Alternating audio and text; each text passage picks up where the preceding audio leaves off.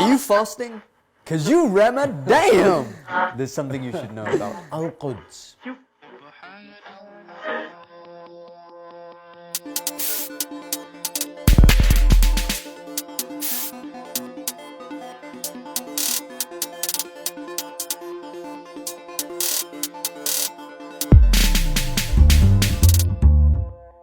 Fasting tunes the body to the balance of the universe. The Holy Prophet said, fasting is incumbent upon you, for verily it severs the roots of desires and removes wildness. It also has health benefits which researchers are discovering more and more about each and every year. The Holy Prophet said, fast and you will be healthy.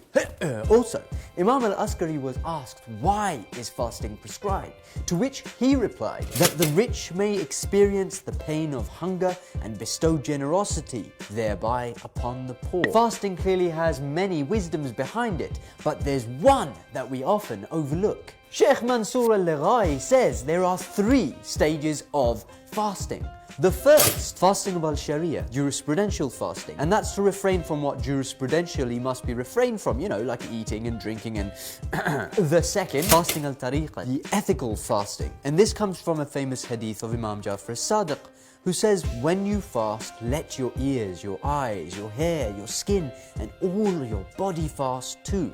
Do not let your fasting day be the same as non-fasting ones. And the third, fasting of al-Haqiqat, the mystical fasting. This is the highest level of fasting, which belongs solely to the special nobles, detaching oneself from everything other than that which is God, doing only that which pleases Allah. Just as physical fasting burns away the fat and the toxins of the body, mental fasting frees the mind. Now, what is the reward of such fasting? The greatest thing ever. Sheikh Mansour al-Lighai explains how the reward for fasting at this 3rd degree is none other than God Himself. And what is fasting except a means for acquiring patience? Prophet Isa said, verily you will never be able to attain that which you love until you are able to endure that which you despise. Who doesn't despise hunger? Who doesn't despise pain and suffering? Now let your mind wander to those Palestinian children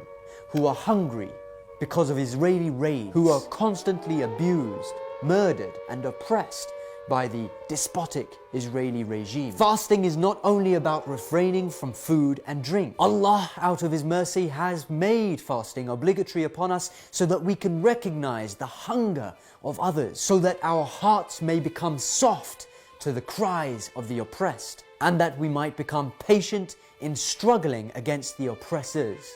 This month, see if you have befriended the Quran more than before. See if you have strengthened your shield against sins. See if you are readier than before to follow the divine principles of Allah, i.e. standing up for the oppressed. And for the love of God, don't buy into people when they say things like, oh, why should we support Palestine? They don't follow my school of thought. They're just a bunch of terrorists anyway. They're just a bunch of takfiris. Such people are like those who fast only for the sake of the first lower stage. They think their religion is just limited to rituals. And because of that, they believe that their duty ends with just refraining from eating and drinking and lowering their gaze. And they forget that there is a greater mission that needs to be striven for. Imam Khomeini said, I invite Muslims all over the globe to consecrate the last Friday of the holy month of Ramadan as Al-Quds Day, International Quds Day, and to proclaim the international solidarity of Muslims in support of the legitimate rights of the Muslim people of Palestine. The last Friday of Ramadan is your opportunity to show that you care, that you won't be silent when others are being oppressed. Ayatollah Sistani said, now more than ever, both Arab and Muslim worlds are required to take a practical stance for the sake of stopping this repeated aggression and to break the unfair besieging of these noble people. Ayatollah Sistani's statement came just